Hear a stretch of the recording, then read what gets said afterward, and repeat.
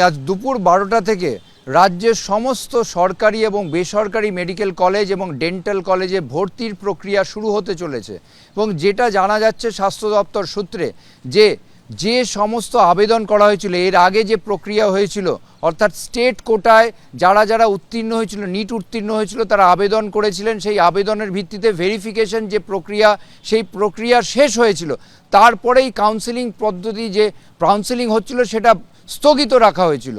গতকাল সুপ্রিম কোর্টের জাজমেন্টের পর সমস্ত জট খুলে যায়।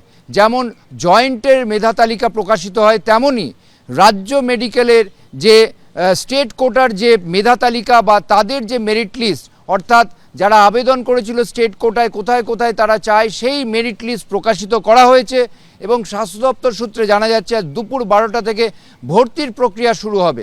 কিভাবে ভর্তি হতে হবে? যারা বাছাই হচ্ছেন এই মেরিট লিস্টে তারা যে মেডিকেল কলেজগুলোতে পাচ্ছেন সরকারি মেডিকেল কলেজে সেই মেডিকেল কলেজে যেতে হবে।